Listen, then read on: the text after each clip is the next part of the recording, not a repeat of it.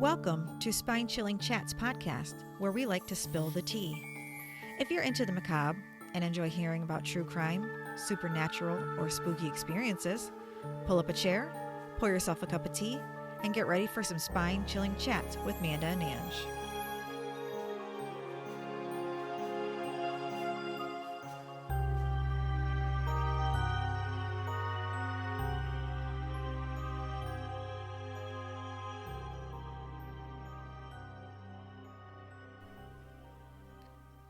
Hi to all the spooks out there. I'm Ange. And I'm Manda. We are so excited to be starting this new adventure with you. We just wanted to really quickly introduce ourselves to you since this is our very first episode of Spine Chilling Chats. Manda and I have been best friends for 18 years now, since we met at New Hire Orientation at Lowe's, not a sponsor. We were quick friends and have stuck together over the years, including now working together at the University of Notre Dame. I wanted to introduce myself. I'm Manda. I just want to say that I love everything spooky, horror, macabre, anything that you can think of that has to do with that. My favorite season is fall. I love Halloween. My favorite color is orange. And I think that's it for me. I have one son. He's 19, so, I'm old AF. Not that old. No, but, Older than me. Oh, here we go. All right, well, I'm Ange. I've always been fascinated by the spooky stuff. I grew up in a Seventh-day Adventist home, so I never got to go trick-or-treating, or they never let me even watch Beetlejuice because it was demonic. Just really kind of strict in that area. My parents had these religious scare tactic videos that explain why Halloween is a pagan holiday filled with child sacrifices and all that gore. I was brought up to believe that ghosts didn't exist, that they were really just demons that took the form of loved ones or other forms to try to trick you. So naturally, after all that, I rebelled a bit. And now I'm just really into spooky stuff. Which is awesome. Yeah. I am married. I have been with my husband for 20 years, married for 17. Oof. And we have a beautiful 4-year-old daughter. We live in Southwest Michigan and have always lived there. Other than that, that's me in a nutshell. I don't really have anything cool about me. I'm just me. Either. Me. Just a plain old person who loves everything creepy. Yeah. Just for a little insight on this first episode. It's a tough one to listen to. If you've never heard of it before, trigger warning, there's rape, child abuse, graphic descriptions of torture, mutilation, talk of cannibalism. Really just anything horrible that you can think of is probably in this episode. I know Ash and Elena over at Morbid have done this, and Bailey Sarian of Murder Mystery Makeup has covered it as well. I love all of them. I listen to all of them. Yes, me too. Shout out to you guys. Yeah, you're awesome. Keep it up. So if you want to hear a different take on it, listen to those ladies. Also, I got a lot of the information for this episode from a book called Deranged by Harold Schechter. I don't know where he got this information from, but it had so much more in-depth stuff than what I could find on the internet anywhere else. Well, that's good, though. So that means we'll have some new stuff that people haven't covered. Yeah. So if you're interested in this case, I highly recommend you read his book because it, again, I don't know how he got this information, but it goes a lot deeper than what I could find elsewhere. So I guess let's get into it. All right. I'm ready. A sweet baby boy named Hamilton Howard Fish was born in Washington, D.C. on May 19th, 1870. So it's a bit of an older one. Mm-hmm. He was born to a Maine-born captain, Randall Fish, a 32nd degree Mason and Potomac River boat captain that ran from D.C. to Marshall Hall, Virginia, and Ellen Frances Howell Fish, who was born in Ireland. Ellen was 43 years Randall's junior. Holy shit. Yeah. So a bit of an age gap A there. little bit. My God, he had a whole family while she was born. Yeah, yeah. Well, he did have children prior to their... They were probably older than her. Yeah, possibly.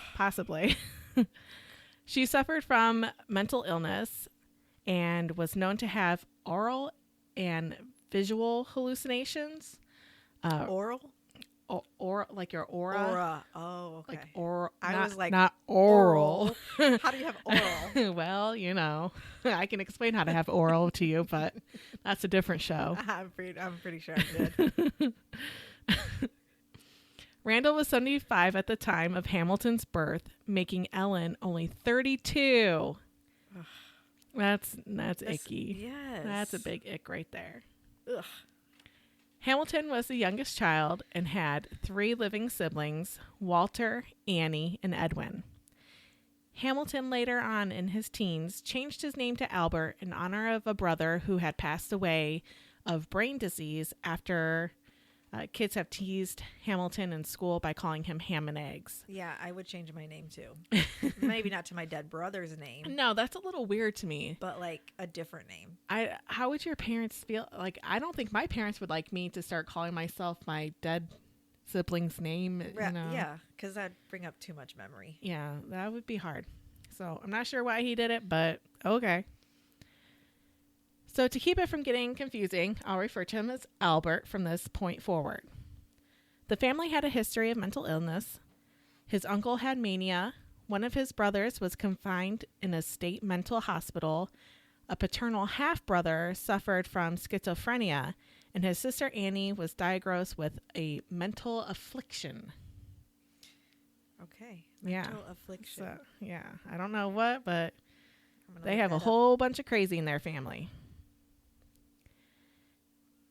His father suffered a fatal heart attack on October 16th in 1875 when Albert was only 5.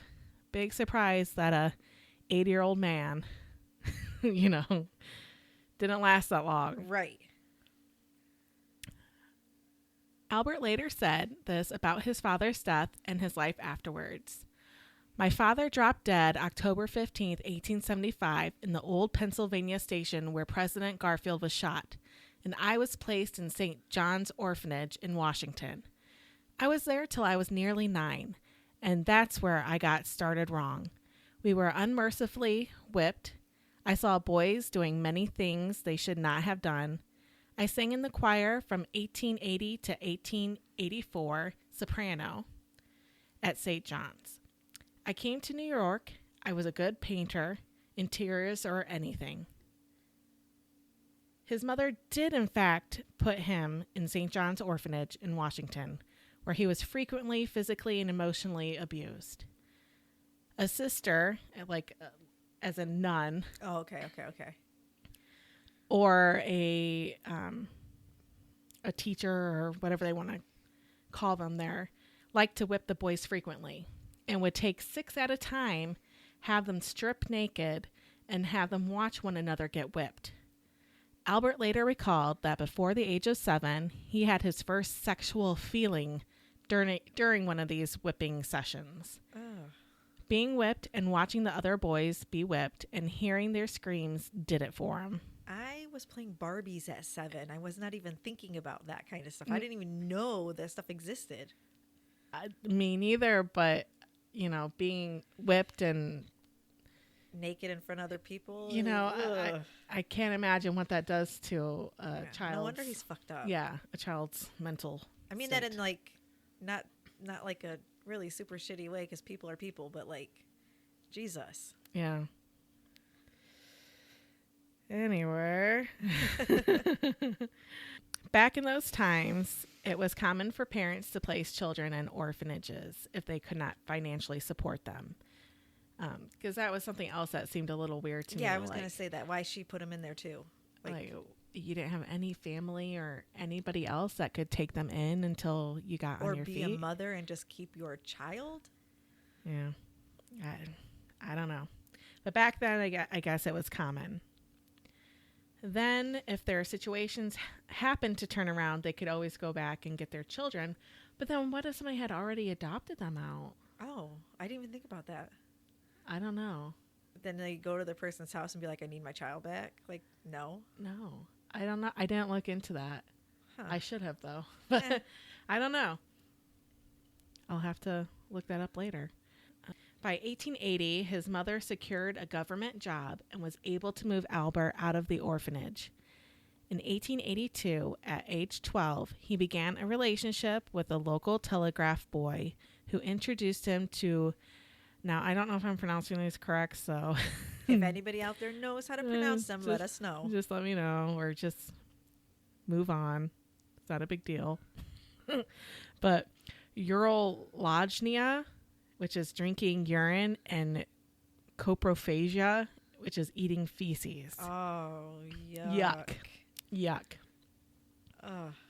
I'm all about Bon trying. appetit. I'm all about trying new things, but No. not that. Not that. No. He began to visit public baths where he could watch other boys undress and spend a great portion of his weekends there. This is also the age that he began writing obscene letters to women whose contact information he found in classified ads. This is a habit he continued throughout his life. He was known for writing his kind of scandalous letters to the ladies. How would you feel if you got a scandalous letter in the mail? It ain't no different than a dick pic today. Oh. Unsolicited. Well, I mean, you know, it is a little bit different because unless he drew the here's the what I life think size- it looks like. right, Actual size may vary. right. By the 1890, at the age of 20, he moved to New York City. He engaged in male prostitution and began molesting and raping boys, mostly less than 6 years old. Oh my God. Yeah. Yeah, he's a creeper. I kill people for that. I couldn't imagine. He also made a trip to Brussels where he visited brothels that specialized in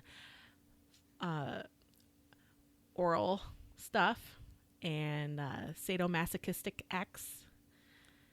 It was there that he practiced oral perversions on the rectums of men and women. Oh, so he pretty much invented the tossing the salad. He did a lot. He did a lot. After returning to America, he then began to do these things to his child victims.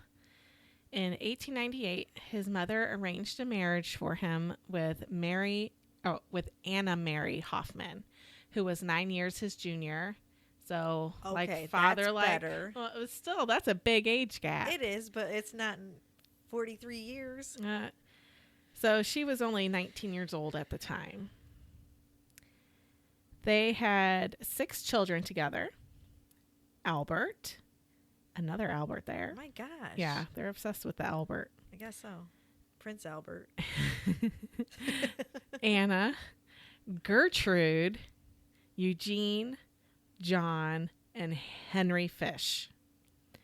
I feel sorry for the Gertrude and Eugene. See, I like names like that. Like Gertrude. That yeah, just like I just that like old names. that feels too Like odd. Yeah, too in my mouth. Gertrude. Gertrude. No, I like that. Sorry if there's any Gertrudes out there. Your name's beautiful. We just met the Gertrude in this story. No, she's fine too. That's just his daughter. She didn't do nothing. Oh, okay. In 1903, he was arrested for white-collar crimes, including embezzlement and grand larceny. He was sentenced to prison at Sing Sing Correctional Facility and was eventually released in 1905. He attempted to live a normal life and support his family by working as a house painter, which ended up giving him just an easier means to his victims by giving him access to homes all over, which spread his victims out as well as helping him to evade suspicion. Of course, of course. Yeah, so what better way to be like, hey, welcome to my home. You can murder me now. Yeah, right. But like he would travel all over to different states. So I wonder if he went to like all the 50 states just to kill somebody. He said he's murdered children in almost every state. Oh, why has it got to be children? But he's only known for or been known for 3 specific murders. Oh, yeah. So, I mean, who knows if he really did? Right. He could just be up in his game to Yeah. be one of the Infamous, legendary Yeah. serial killers. I don't know. Pad his little background there. Yeah. Albert also picked up a male lover who took him to a wax museum, how romantic, where he was fascinated by a bisection of a human penis. Of course. And subsequently became obsessed with sexual mutilation. Oh, here we go. I couldn't find when this affair took place, but it's believed to have been before 1910. Okay. In 1910, Albert met a handsome but intellectually challenged 19-year-old boy named Thomas Kedden. Thomas had bummed his way from the South on a banana train with 5 black men in the boxcar with him. The 6 of them had spent the ride engaging in sexual activities. Of course they did. Mostly fellatio and homosexuality. Like, We gotta pass the time somehow. I guess, but why is everything So sexual? I know. I've never once been on a train and been like, man, I wish I could give me some of that. I wish I could Pass the time. Yeah. Not only that, Albert's married, yet he keeps going to men. Yeah. So if you're gay, just say you're gay. Like, we're okay with it. I mean, back then it wasn't Oh, okay. no, it was not okay Not back okay then. back then, but like now, we're all for it. Like, be you. Be you, but don't kill children. Yeah. No. Yeah. It's unclear how he met Thomas, but he brought him back to his room. Thomas was covered in lice. Oh. Ew. So Albert purchased a hair remover, so I'm assuming like a shaver. Probably. I don't know. To, like, shave all the hair off. So I don't know if they had they had barbers. Yeah, I don't know. Somehow he shaved Thomas all over, including his pubic hair. And they began a sexual relationship together, which turned dark quickly, performing all kinds of mutual, sadistic, and masochistic activities. Albert had Thomas whip him, and they would play games where one was the father and the other was the child, or one was the teacher and the other was the student. So Wait. One was a father Yeah, they would play act. So and child. one would be the father and the other would be the child. And one would be a teacher and one would be a student. And they would be whipping each other. Oh, boy. So he's got a lot of residual issues from his upbringing in that clearly. school. Which is sad, you know. Maybe if he got actual help, things would have been different. I mean, he did later on go to quite several different psychologists, and they all said he was fine. Yeah, we can see how fine he was. So, I don't know. He forced Thomas to urinate on him, because who doesn't like a golden shower? Albert went as far as to drink his urine and eat his feces as well, then forced Thomas to eat and drink those things too. 2 girls, 1 cup. Except for it's men. Ugh. 10 days after the two met. So this is all within 10 days of meeting each other. They're doing all this crazy shit together. Gosh. Oh, man. I've never... No. I couldn't even imagine just meeting somebody like, hey, can I poop in your mouth? Right. Like, how do you even bring that up? Like, when I meet new people, I'm like, I don't say a word. I'm just like staring at them until they say something to me. Yeah. That's probably creepy enough. Let alone be like, hey, you know what I like to do? No. I probably wouldn't even ask that after 10 days. I probably wouldn't even ask that after a year. Well, I wouldn't ask that at all, but something of that nature of being weird and abnormal.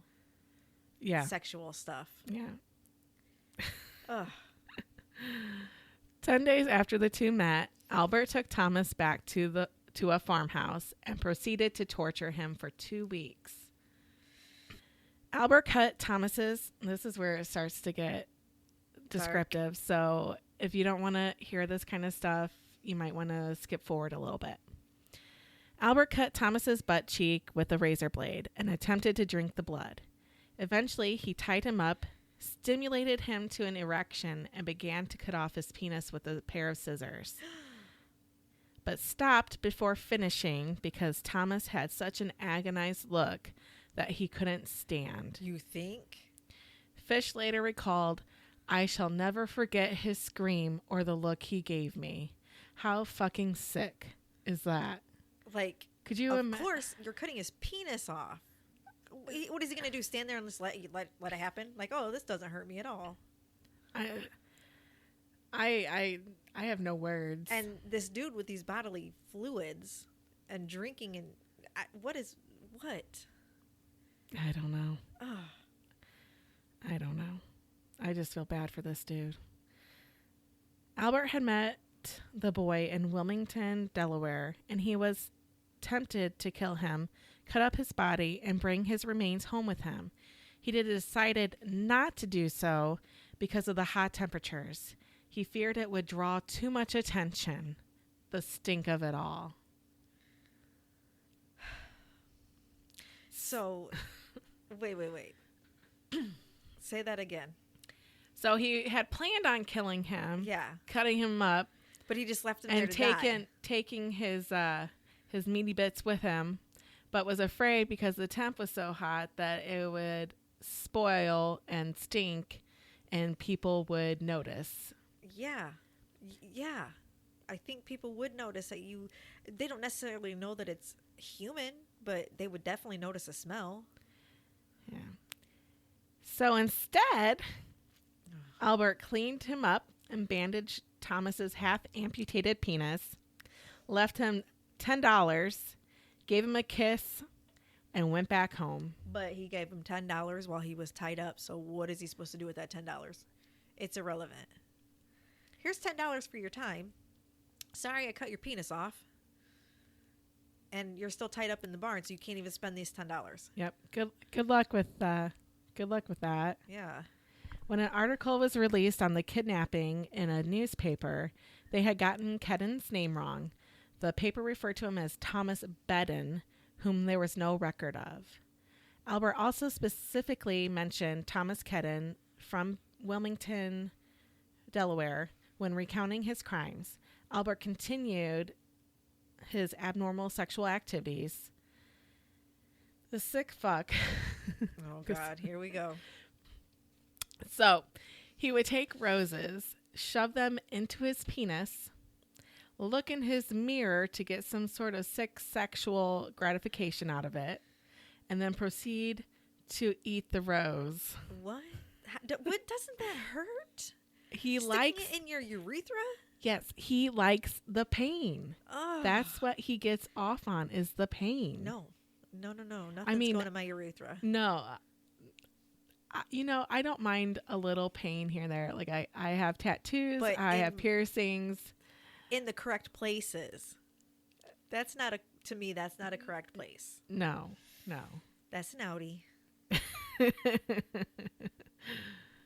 In 1917, Albert's wife left him and their children to be with the handyman named John Straub. Yeah, well, no wonder he's freaking gay.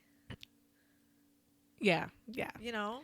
Yeah, she probably had her suspicions. And has had enough. Although they did have 6 children together, so they must have had... I wonder how that went. Encounters, throughout the years. At least 6 encounters.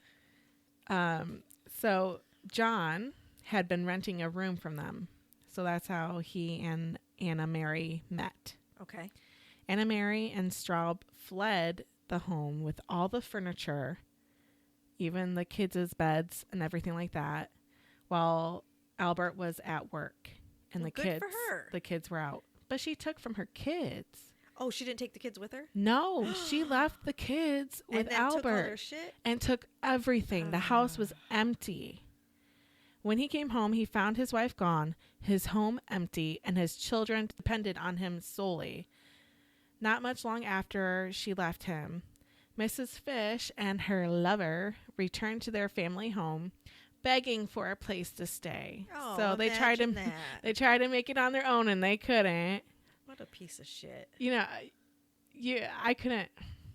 I'd be like, nope, you made your bed, no How lie do in you it. stoop so low to come crawling back? With your lover to your husband. Yeah, and your 6 children who you abandoned. And took all their shit. I couldn't. I couldn't either. I couldn't. I'd probably kick him in the face.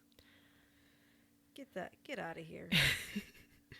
Albert said that Anna Mary could stay, but her lover was not welcome. Good. No shit. It didn't take Albert long to discover that Straub was hiding out in the attic. Oh. Anna Mary had been sneaking food up to him, as well as sneaking up to spend some alone time. Oh. Once discovered, he told his estranged wife she could stay, but her lover had to leave. Now, Again. no, I'm sorry. Okay, so that's 3 times now that she's been in this encounter with this guy, and has been caught, and he still lets her stay. Yeah. Fuck. But then again, he's fucked up and he's molesting and killing children. So Well, plus he probably just doesn't want to be the one to have to take care of these 6 kids by himself. that's true too. You know, He's got better things to do, apparently. my sister has 6 kids, and I can imagine it's a lot. We have one for a reason. Yes. One and done. Yeah. Both Mrs. Fish and Straub then left. The Fish children never saw their mother place a foot in the family home again. After this, his mental health deteriorated quickly. He suffered from auditory hallucinations and believed St. John the Apostle was instructing him to harm children and himself. Over the course of the next few years, Albert continued molesting and hurting young boys. In 1919, he stabbed a mentally handicapped boy in Washington, D.C. He became obsessed with cannibalism and started eating raw meat. Of course he did, because why not add to everything else that you've drank and eaten? Yeah. This dude, he must just be hungry. Right. Like he's eating clearly shit. not feeding. He's eating people.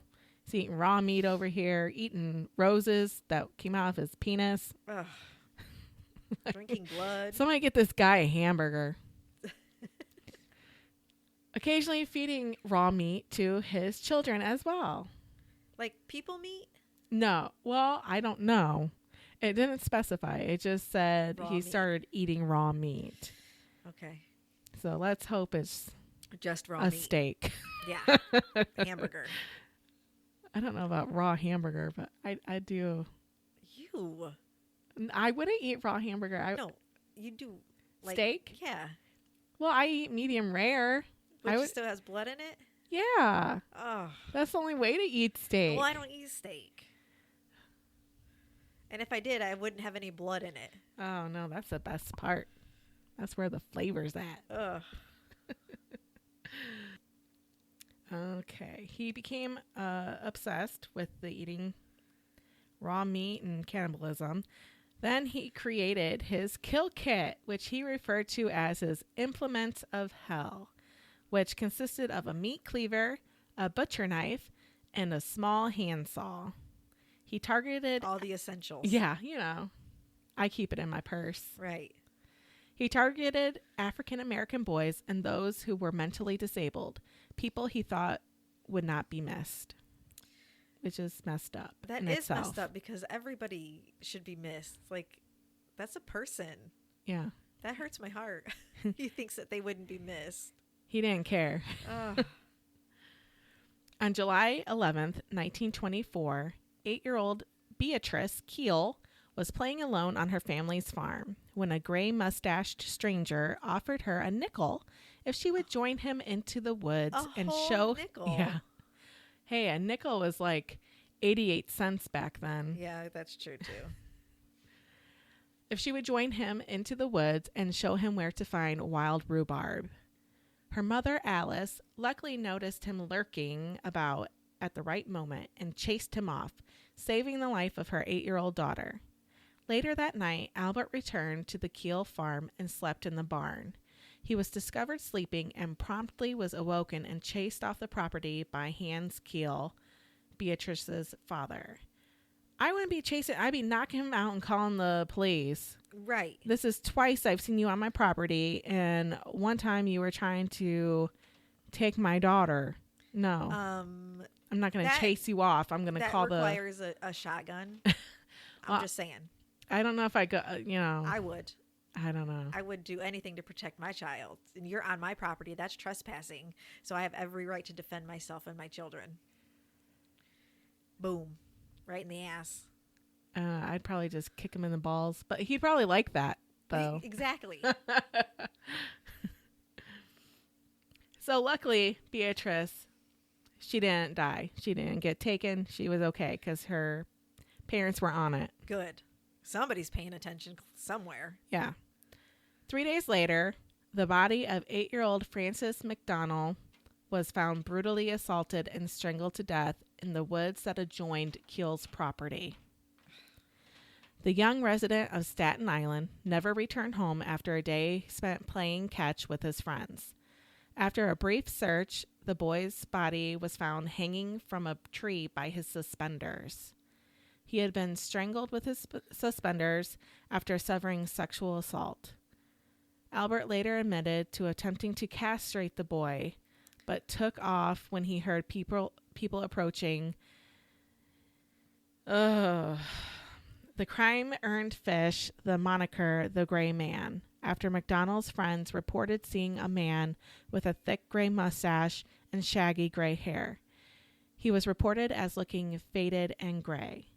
The murder of Frances McDonald remained unsolved until many years later. Oh, that's so sad. It is sad.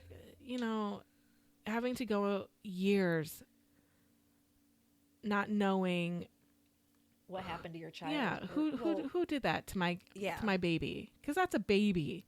That's an 8-year-old baby. That's like my nephews are 7. Like I couldn't imagine stuff like that happening to them. And it's so hard when you read stories like this not to associate it with your own personal. Yeah. Like the next one, Billy Gaffney that we're going to talk about. He was 4. That's my baby. My baby's 4, and like it gives me chills. It just. How can you do that to such an innocent life? I couldn't imagine. How could you hurt a baby like that? It breaks my heart. In a small rundown apartment in Brooklyn lived the Gaffney family. In the evening of February 11th, 1927, 4-year-old Billy Gaffney was playing with his 3-year-old neighbor, Billy Beaton. A 12-year-old neighbor kid, Johnny McNiff, was watching his infant sister on the top floor of the apartment and heard the 2 younger boys playing. He decided to join them since his little sister was asleep in her crib. A few minutes later, though, the baby started crying, so Johnny returned to his apartment to take care of her. He got her back to sleep and went back down to join the 2 little boys again, not even 3 minutes later, and they were nowhere to be found. Both of them? Both of them. At that moment, Billy Beaton's father, who was in charge of his children while his wife was in the hospital, came out of the apartment and found Johnny in the hallway looking confused. Johnny explained to Mr. Beaton what had happened. Mr. Beaton ran to the Gaffney's apartment, but the boys were not there. He was afraid that the boys may have run outside into the street. He ran down the 2 flights of stairs and out the door calling their names, but they were nowhere in sight. With Johnny by his side, the 2 of them began searching the building. When they reached the top floor, Mr. Beaton gave a sigh of relief as he found his son, alone by the ladder that leads to the roof. When he asked his 3-year-old son, "Where were you? Where did you go?" Little Billy Beaton sounded excited, telling him, "We were on the roof." Pointing up overhead, "We saw chimneys and buildings and steamships." Mr. Beaton then saw that the scuttle, which had been open to the rooftop, had been shoved aside. This confused him as the tenants of the building were very careful to keep the wooden hatch closed at all times, since a lot of them had young children. Mm-hmm. Mr. Beaton then asked his son where Billy Gaffney was, to which the little boy explained that the Boogyman took him. Oh, God. The next day, 25 detectives and patrolmen had been assigned to the case. The next day? Yeah. They didn't do anything that night? Well, they called the police, but they're just saying the next day, Okay, after he wasn't found anywhere. They had 25 detectives and patrolmen assigned to the case. The kidnapping made no sense to Sergeant Joseph, who was in command of the case. The Gaffneys were extremely poor, and at this time, children of the wealthy would be kidnapped and held for ransom. But with the Gaffneys being poor, it would be foolish to kidnap their child, as they had no money to pay. It was beyond comprehension that someone would take a child for a reason other than monetary gain. How is that? Like There's no other reason that they can take a child. Not in this kidnap. time. In this time, it was, people were hard on money, so they were exploiting one another by taking their children for ransom. Nobody ever thought that it could have been something else? It wasn't common back then. It wasn't what they immediately went to. It was sad. Yeah. The sergeant assumed the boy had wandered out into the street and fallen into some sort of trouble, thinking maybe he wandered and got stuck in one of the many nearby factories, or more grimly, made his way down to the Gowanus Canal. I don't know if I said that correctly, but let us know if you know. Located less than 5 blocks from his home and fell in. Sergeant Joseph enlisted the help of over 350 volunteers, which is a ridiculous amount, so they could cover quite a bit of area. But it was made up of policemen, neighbors, Boy Scouts, and school children to help search the area for the little boy. A police scout was dispatched to the canal.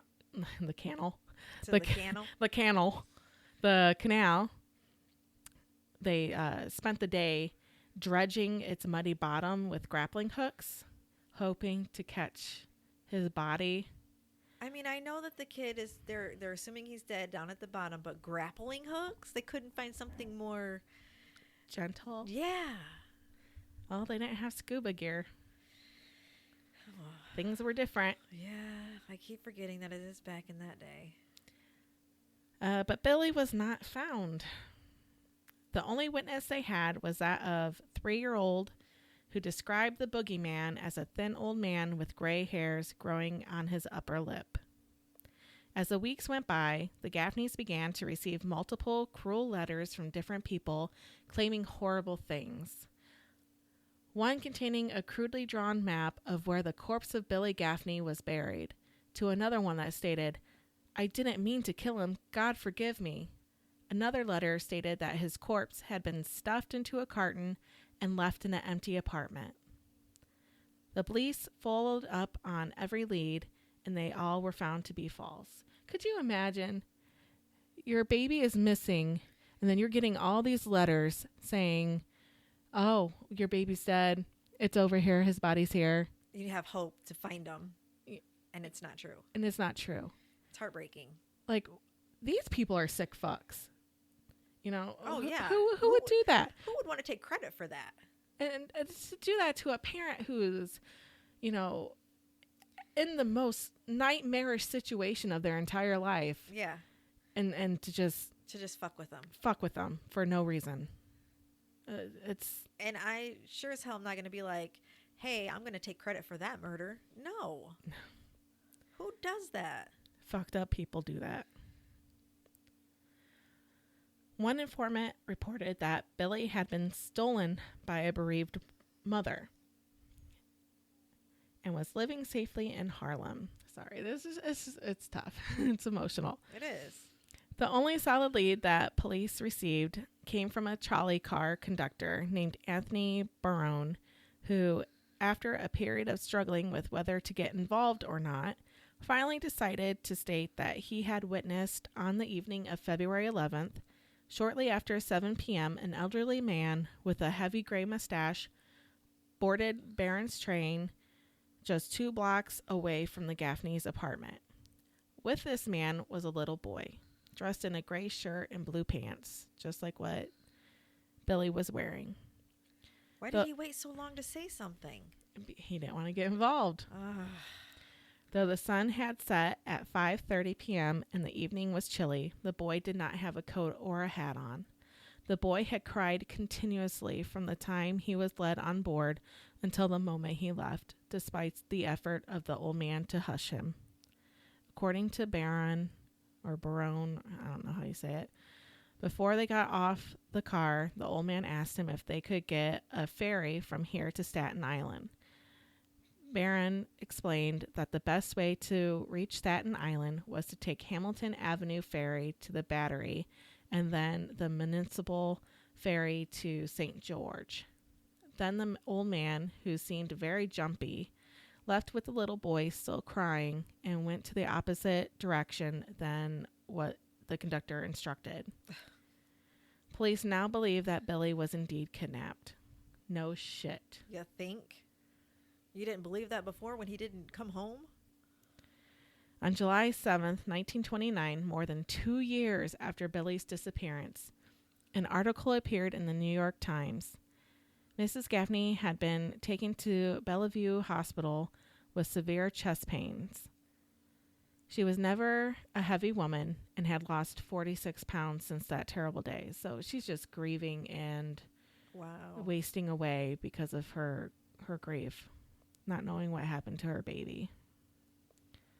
Besides heart trouble, she also developed an infection in her tear glands from her chronic sleeplessness and uncontrollable bouts of weeping.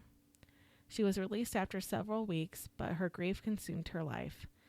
On special holidays, she always sets an extra place for Billy. I know he will come back someday, she told reporters who visited her apartment at Christmas time in 1930. There is nothing a mother can do but hope. For the rest of her life, she would never get over the loss of her son. Oh, I wouldn't either. Even after the truth came to light years later, she refused to accept it. The Billy Gaffney case is most likely what made the world deem him the Brooklyn vampire, along with the Boogyman. Here's the transcript of the letter that Albert Fish sent to his attorney in regards to Billy Gaffney. Just a trigger warning, this is very graphic in its description of child abuse, mutilation, and murder. So please skip over these next few minutes if you don't have a strong stomach, because this is truly horrific. I brought him to the Riker Avenue dumps. There is a house that stands alone, not far from where I took him. I took the Gaffney boy there, stripped him naked and tied his hands and feet, and gagged him with a piece of dirty rag I picked out of the dump. Then I burned his clothes, threw his shoes in the dump. Then I walked back and took the trolley to 59th Street at 2 a.m. and walked home from there. So he left this boy naked, tied up, gagged overnight, and then went home. The next day, about 2 p.m., I took tools, his implements of hell, a good heavy cat-o'-nine tail, homemade, with short handle, cut one of my belts in half, slit these half in 6 strips about 8 inches long. I whipped his bare behind till the blood ran from his legs. I cut off his ears, nose, slit his mouth from ear to ear, gouged out his eyes. He was dead then. I stuck the knife in his belly and held my mouth to his body and drank his blood.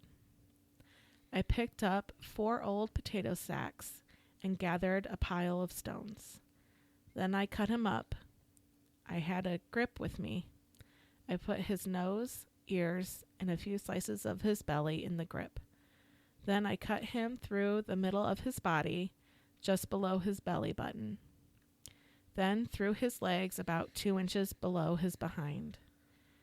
I put this in my grip with a lot of paper. I cut off the head, feet, arms, hands, and the legs below the knee. This I put in sacks weighed with stones, tied the ends, and threw them into the pools of slimy water you will see along the road going to North Beach, Water is 3 to 4 feet deep. They sank at once. I came home with my meat. I had the front of his body I liked best, his monkey and peewees, and a nice little fat behind to roast in the oven and eat. I made a stew out of his ears, nose, pieces of his face and belly. I put onions, carrots, turnips, celery, salt, and pepper. It was good. Then I split the cheeks of his behind open, cut off his monkey and his peewees, and washed them first. I put strips of bacon on each cheek of his behind and put it in the oven.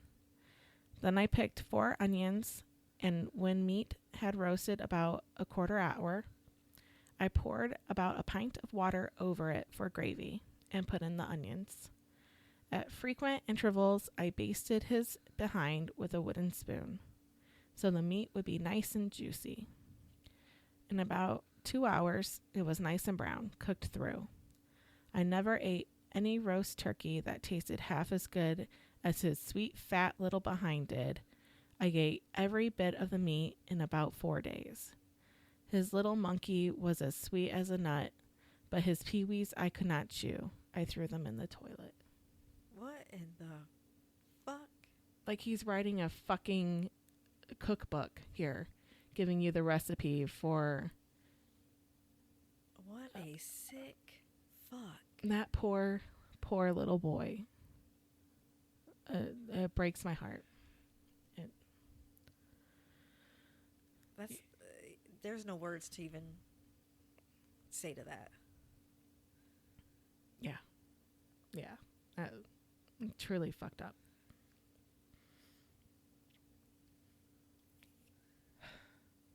Yeah. Yeah. It's a tough one. All right. Well, he didn't stop after that. Oh. Of course, There's more. 18-year-old Edward Budd, determined to make something of himself, placed an ad in the newspaper looking for work on Friday, May 25th, 1928, to be printed for Sunday's edition of Situations Wanted in the New York World. At this time, it was common to post ads looking for work along with your contact information, including your address. So his ad of young man, 18, wishes position in country, Edward Budd, 406 West 15th Street, wasn't an odd thing to do. He was the oldest of 5 children. Edward, Albert Jr., another Albert, must have been a fucking common name, George, Grace, and baby Beatrice. See, I like that name too. Beatrice? Yeah, because you could do B. I just like old names like Evelyn. Yeah. You know what I mean? Well, I have an Aurora. That's an old name. Yeah. Mine's old too. Yours is biblical old. Biblical old. For anybody wanting to know, my son's name is Ezra. That's what we're referring to.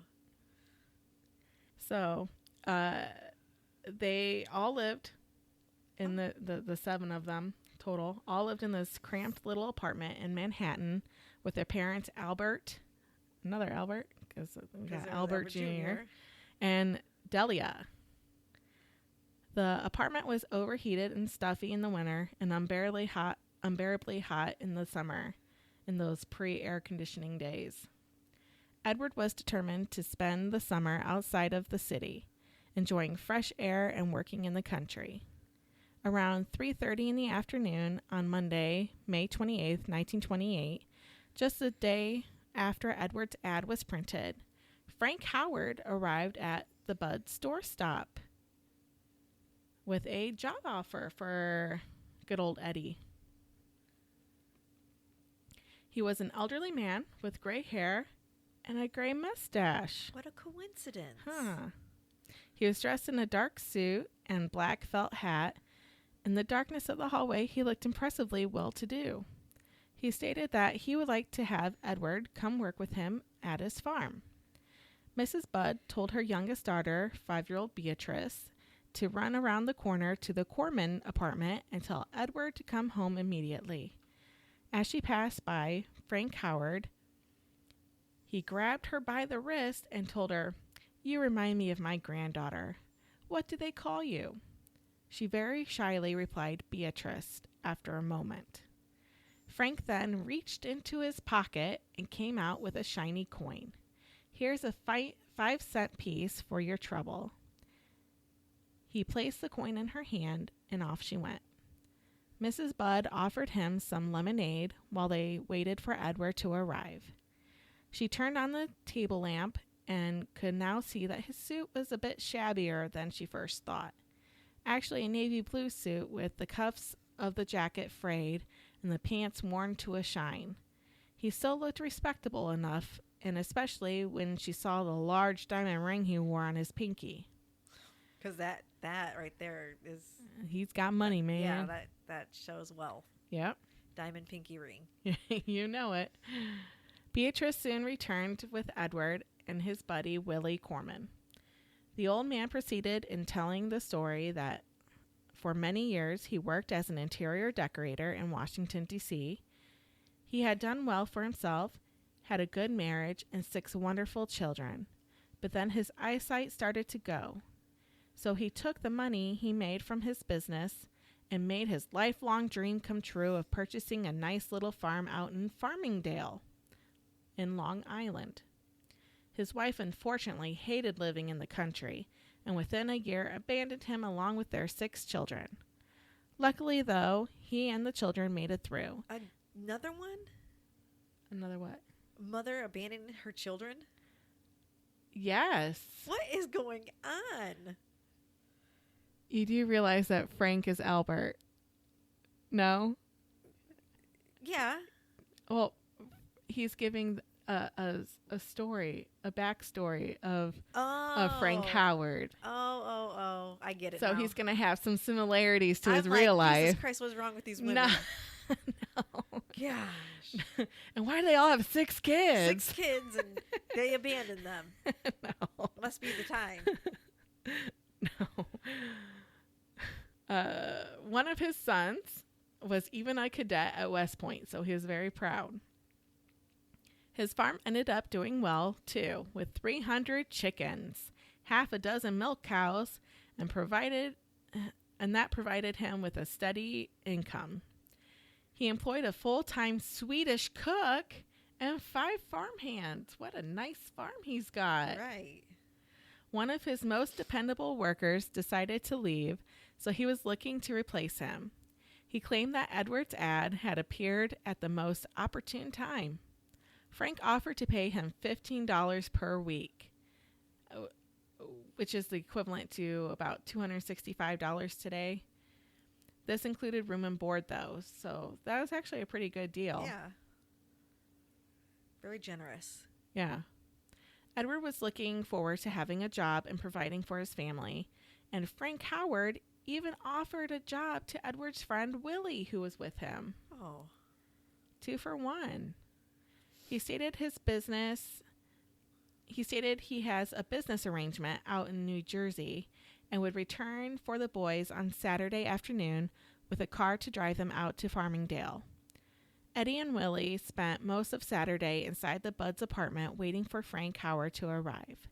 Late in the afternoon, they received a telegram from Mr. Howard that said, "Been over in New Jersey, call in morning."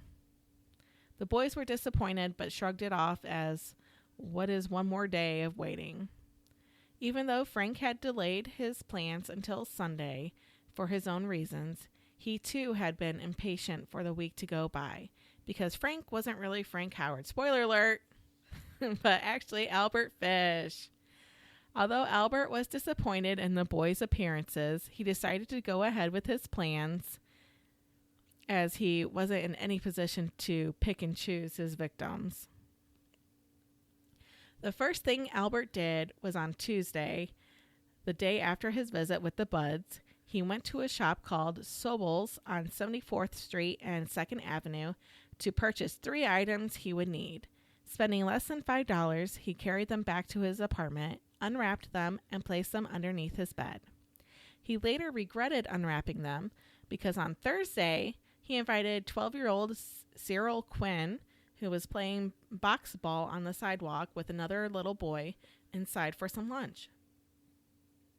For several months, Albert had been working on earning Cyril's trust by giving him small gifts such as candy, ice cream, coins, and just, kind of warming him up. I mean, at least he did that much to the child. Yeah, so just nice snatching to him him for a minute. He had a moment of inspiration when he saw the boys and decided to test out his new purchase. Well, guess. Tools. Yeah. While waiting for sandwiches, the boys wrestled on Albert's bed because that's not weird. Not at all. The mattress. Who doesn't wrestle on beds with strangers' beds?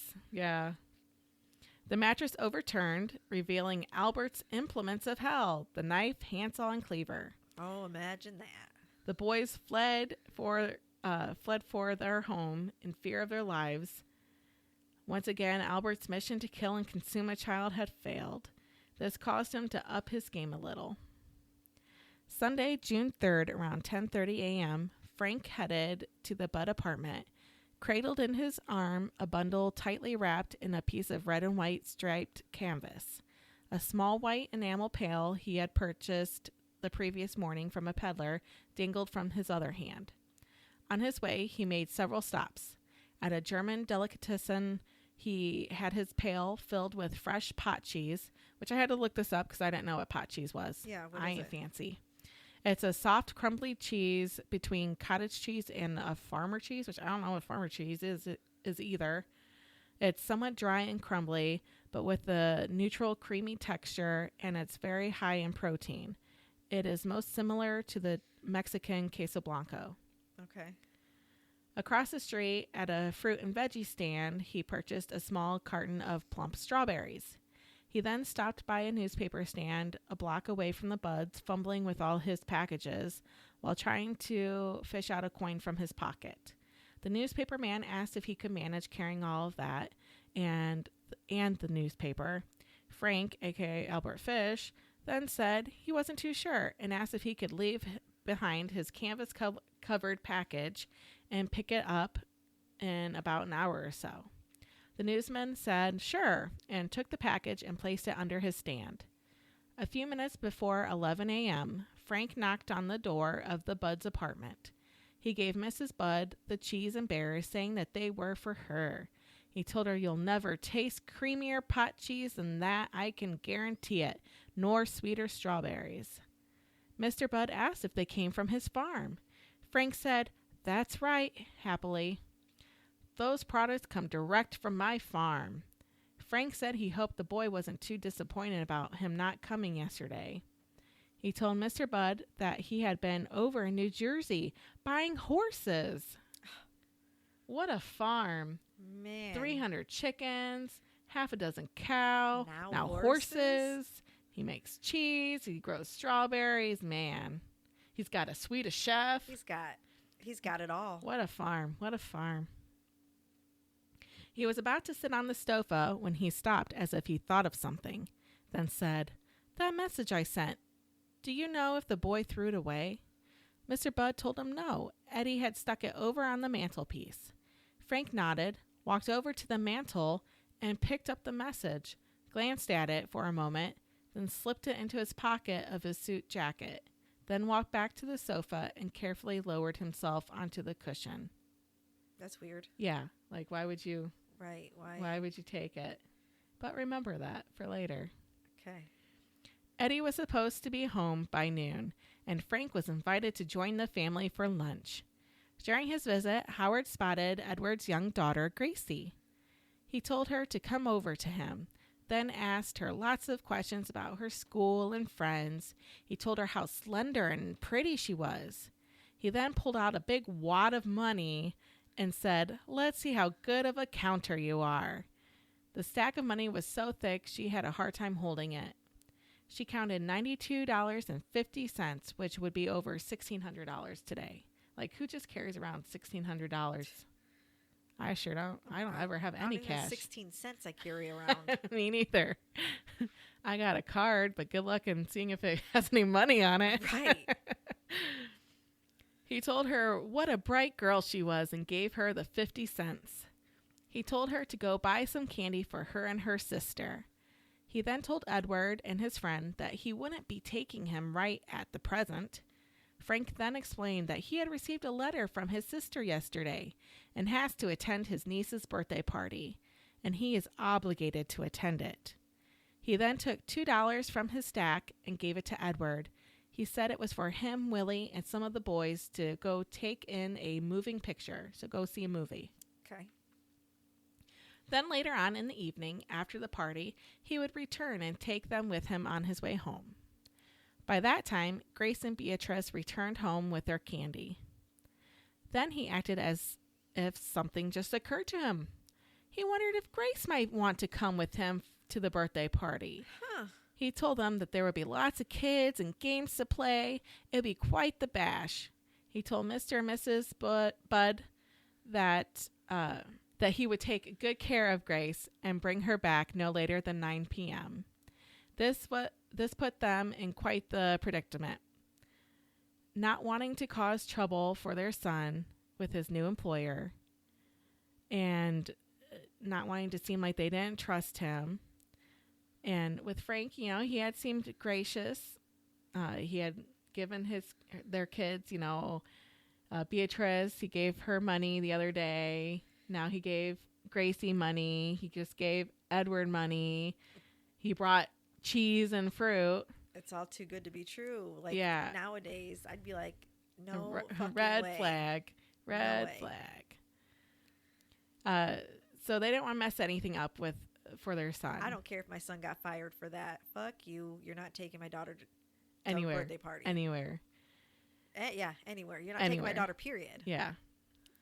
So the Buds gave 10-year-old Gracie permission to attend the party.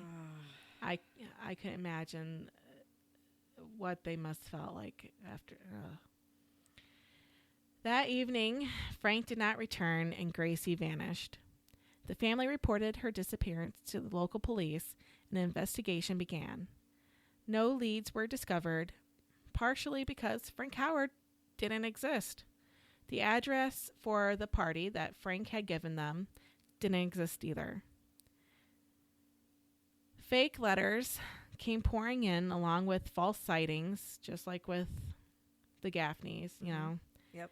There's a lot of cruel people out there. Sick fucks out there taking credit. Yeah. As the weeks went by, the trail grew colder. Years passed by with no Grace to be found. Spring of 1929, Albert mailed a series of obscene letters to women whose names he had gotten from various sources. Some names were secured from from matrimonial agencies. Others came from newspaper classifieds, which he studied rapidly in his constant search for innocent prey. In his letters, Fish often presented himself as a successful Hollywood producer, ready to offer large sums of money as well as his undying affection to women willing to perform certain services, either for himself or at times for fictitious teenage son, generally identified as Bobby. So he's trying to get his son laid. Or not quite. The letters were a delirium of violent sadomasochistic fantasies involving some of Fish's favorite activities. I wish you could see me now, Fish wrote in a typical passage. I'm sitting in a chair naked. The pain is across my back, just over my behind. When you strip me naked, you will see the most perfect form. Yours, sweet honey of my heart. I can taste your sweet piss, your sweet shit. You must pee in a glass, and I shall drink every drop of it as you watch me. Tell me when you want to do number 2. I will take you over my knees, pull up your clothes, take down your drawers, and hold my mouth to your sweet honey fat ass, and eat your sweet peanut butter as it comes out fresh and hot. That is how they do it in Hollywood. Okay. Hold on. I gotta get my composure because that made me like I got vomit. I got vomit. Like my eyes are watering. Like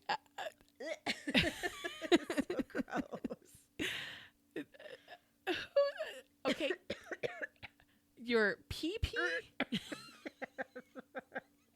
I can't. I can't. Are you okay? No. You need a sip?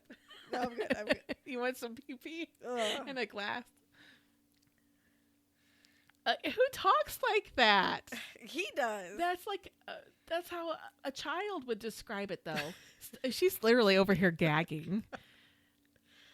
Okay, we're gonna move on.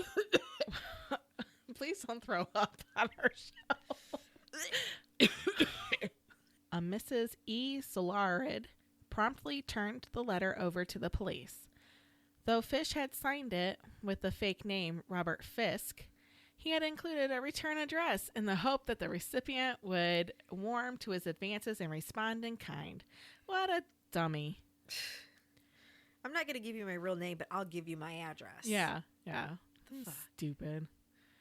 He was picked up shortly before Thanksgiving, and after an examination by a court social worker who diagnosed the old man's mental condition as questionable, Fish was delivered to Bellevue for psychiatric observation. While in there, he mailed a letter to his eldest daughter, Miss Anna Collins. "Why do none of you write to me? I am the only one here who does not receive a letter or a visitor. I have written to you, to Gertrude, Jean, Henry. None of you answer. I am 3 weeks. Now, Annie, do this for your poor old father. Do write a letter to Dr. Gregory, Bellevue Hospital, as soon as you get this. Ask him in God's name to send me back to court. You know, the sooner I get my sentence, the sooner I am back home. Don't fail me now. Love to you all from Papa." And after about 30 days there, they decided that he was not insane. How the fuck? And he just admitted to all of that. And they... Well, he got arrested for the letters. That was for the letters. That was just for the letters. Wasn't that after he was busted and he did the confession? No. Oh, okay. No. This is still before the confession. Yep. Okay. This is just for these letters soliciting services. How does that not prove that you're insane when you're writing about bodily functions and eating them? He's just kinky. Okay. I don't know. Judge Coleman put Albert on probation and released him into the custody of his daughter Anna. In 1931, he was arrested again for another disturbing letter he sent. Midsummer 1934, Albert's son, Albert Jr., who was then 35 years old, returned home unexpectedly to the apartment that he shared with his father. Albert Jr. was 35 years old, not Albert. Albert was older. Oh, okay. I'm not sure how old at this point, but... his father was often home during the day, so Albert Jr. wasn't surprised to hear noises from inside the apartment as he opened the front door. What did surprise him was the source of the sounds. They were coming not from his father's bedroom, but from his own. And the sounds themselves were very strange thuds, slaps, and muffled cries. He walked quietly down the corridor and peered inside his room. The window shades had been drawn, but enough light filtered through the fabric for Albert Jr. to see clearly. The old man was standing in the center of the room, completely nude, stroking his swollen member with one hand, while the other he reached behind and smacked himself with a nail-studded wooden paddle. Oh. Wild-eyed and panting, he jumped and cried out with every blow. His skin was soaked with sweat, and his face looked almost as red as his raw and bloody buttocks. Lost in some unimaginable ecstasy, the old man continued his self-flagellation, completely oblivious to his son's presence. For a few moments, Albert Jr. stood there and stared, too paralyzed by embarrassment and dismay to say or do anything. Then, shaken and confused, he backed away from the door, retrieved his toolbox from the hallway closet, and crept out of the apartment. As one should. Yeah. When they see that. And yeah. why the fuck is he in his son's room and not his own room? I don't know. But yeah, I would have backed up like I'm not I opening probably would that. have banged on the door and been like, "What the fuck are you doing?" and then take off running. Hand check. Ugh. Oh, man. This dude. He's fucked up. Yeah. He is fucked up. As disconcerting as this episode was for Albert Jr., it was not the first time that he had come upon evidence of his father's weird proclivities. For as long as he could remember, his father had displayed certain extreme peculiarities of behavior. He clearly recalled the time back in 1922, for instance, when he and his brothers, Henry and Jean, had been kicking around a football outside the old cottage they used to rent up in Worthington. Albert Jr. had just bent down to catch a lock kick, and as he straightened up to boot the ball back to Henry. I don't do sports, y'all. He caught his sight of his father standing in an apple orchard on the little hill behind the bungalow. The old man had his right hand raised high in the air and was shouting something over and over. Albert Jr. strained to listen. The old man was shouting, "I am Christ." Oh my! And gosh. as for his paddle business, Albert Jr. had known about it for at least 5 years. Since an evening in 1929, the old man had gone off for the day, leaving his son with a few dollars to buy food. Albert Jr., who was unemployed at the time, had spent most of the afternoon at the movies, returning home around 6 to prepare supper. He was standing at the kitchen sink when his foot struck something concealed in the shadowy corner behind the pipes, something that made an odd-sounding clatter. Albert Jr. crouched to take a closer look. There, leaning against the wall, were a pair of crude homemade paddles, each about 2 feet in length and bristling with finishing nails, which protruded out about 1.5 inches from the wood. The nails seemed stained with dark paint. Reaching under the sink, Albert Jr. removed one of these strange instruments and took a look at it closely. And it wasn't paint, it was blood, dried on blood. So he's not even cleaning his little toys, which is nasty. You're going to get infected. Yeah. Well, back then, they didn't really have a lot of medication, so. Yeah. Not sanitary. Like, that's the least of his problems here. Right, clearly. In 1934, 6 years after the disappearance of Grace, the Budd family received a letter with a description of the mutilation and murder of little Gracie. The note matched the handwriting from the original note sent to them earlier. So, this is the letter he wrote. My dear Mrs. Budd, in 1894, a friend of mine shipped as a deck hand on a steamer Tacoma, Captain John Davis. They sailed from San Francisco to Hong Kong, China. On arriving there, he and 2 others went ashore and got drunk. When they returned, the boat was gone. At that time, there was a famine in China. Meat of any kind was from $1 to $3 a pound. So great was the suffering among the very poor that all children under 12 were sold to butchers to be cut up and sold for food in order to keep others from starving. Oh, my. A boy or girl under 14 was not safe in the street. You could go in any shop and ask for steak chops or stew meat. Part of the naked body of a boy or girl would be brought out and just what you wanted cut from it. A boy or girl's behind, which is the sweetest part of the body, and sold as veal cutlet, brought the highest price.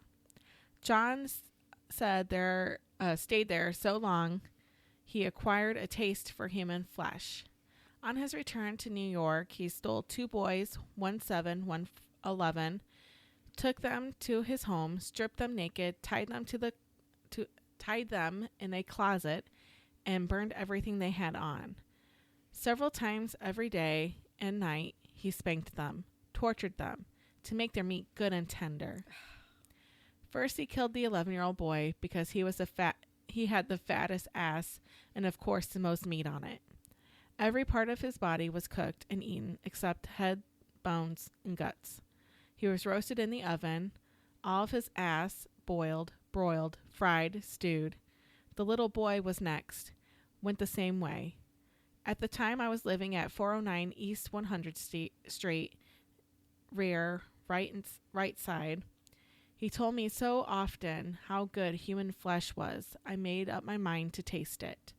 On Sunday, June the 3rd, 1928, I called on you at 406 West 15th Street, brought you pot cheese, strawberries. We had lunch. Grace sat on my lap and kissed me. I made up my mind to eat her, on the pretense of taking her to a party. You said yes, she could go. I took her to an empty house in Westchester I had already picked out. When we got there, I told her to remain outside. She picked wildflowers. I went upstairs and stripped all of my clothes off. I knew if I did not, I would get her blood on them. When all was ready, I went to the window and called her. Then I hid in the closet until she was in the room. When she saw me all naked, she began to cry and tried to run downstairs. I grabbed her and she said she would tell her mama. First, I stripped her naked. How she did kick, bite, and scratch. I choked her to death, then cut her in small pieces so I could take my meat to my rooms, cook, and eat it. How sweet and tender her little ass was, roasted in the oven. It took me 9 days to eat her entire body. I did not fuck her, though. I could have, had I wished. She died a virgin. That's what Thank you. That's what he Jesus. sent to her mother. I appreciate that. What the fuck? During the time of the investigation and before the letter was received, another child vanished. The letter that was received by the Budd family was investigated and was found to contain an emblem of the New York Private Chauffeurs Benevolent Association, the NYPCBA. All of the members were required to obtain a handwriting test for comparison to the letters from Howard. A janitor came forward to admit that he had taken some sheets of paper and left them in his old rooming house.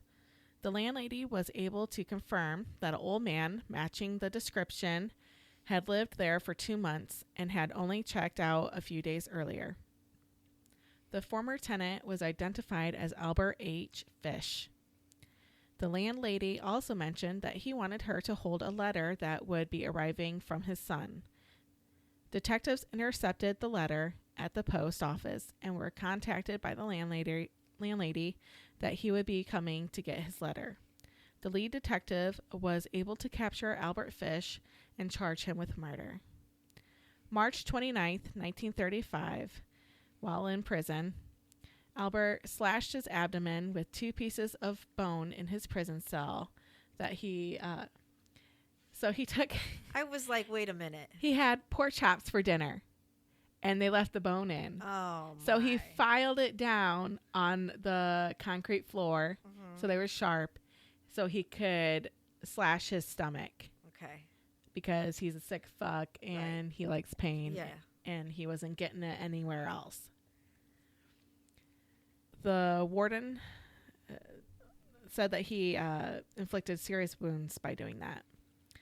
Keeper Daniel Maloney found the aged convict mutilating himself on January 16th, 1936.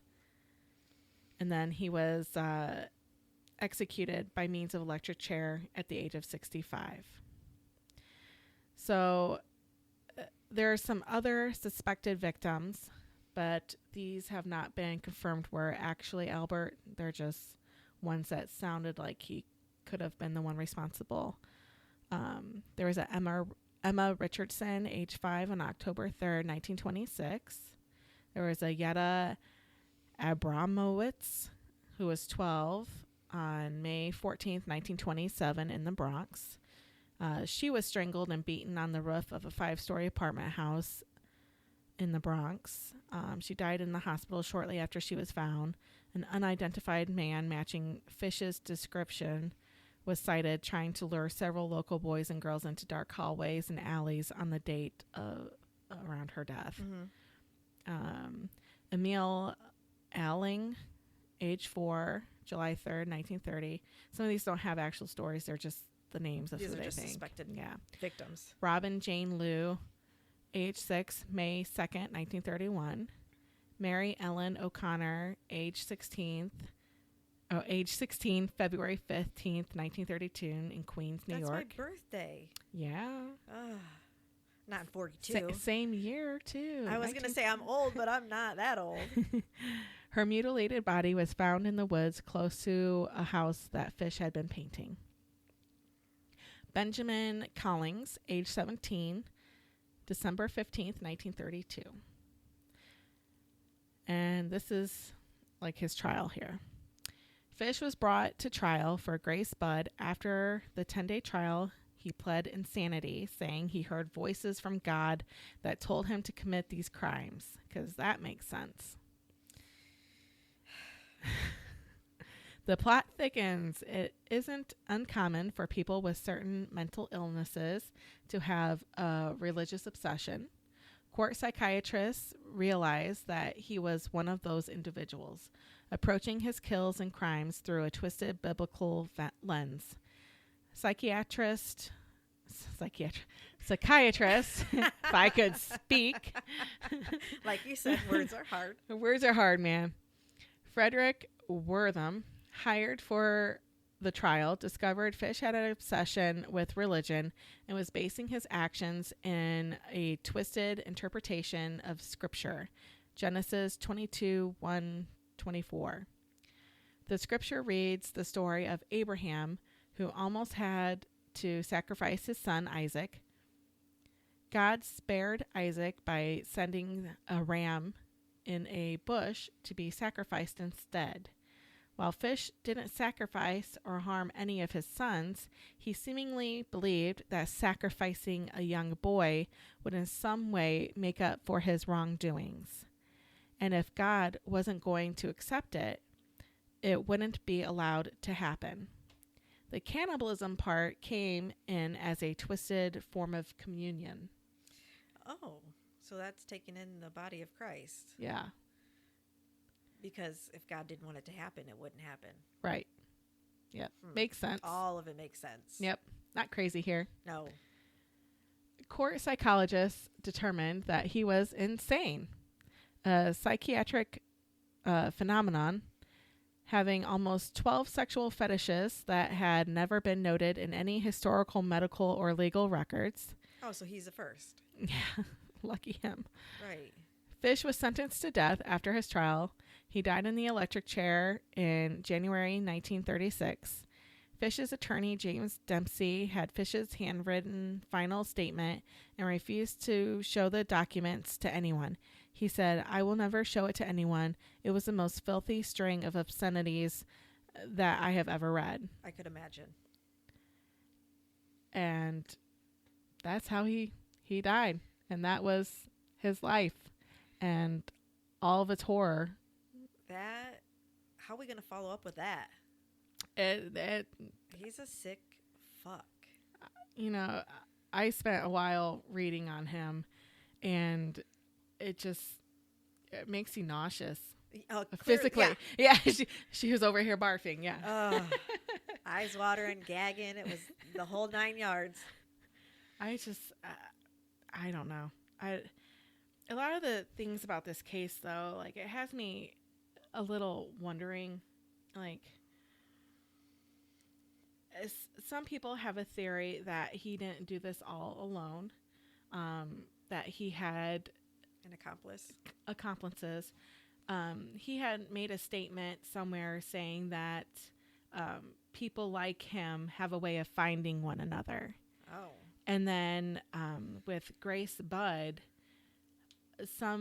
as he was walking away with her, some of the local children had seen them and stated that there was a car waiting for them, and that she got in the car with him, so there might have been an accomplice there. Oh.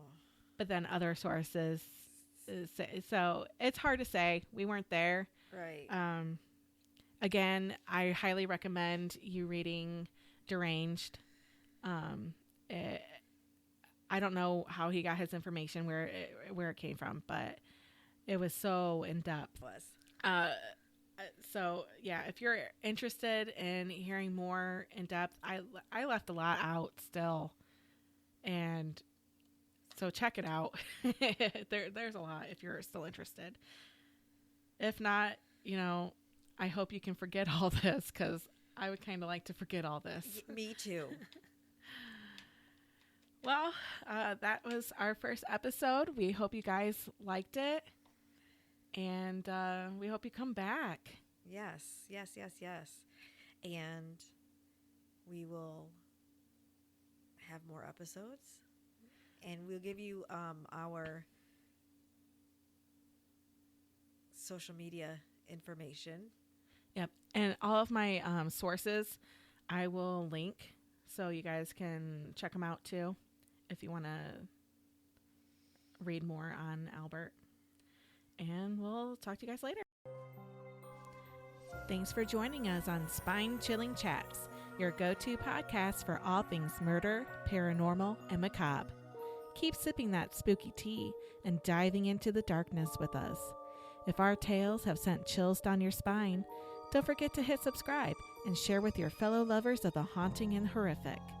See you next time, and remember to keep it spooky.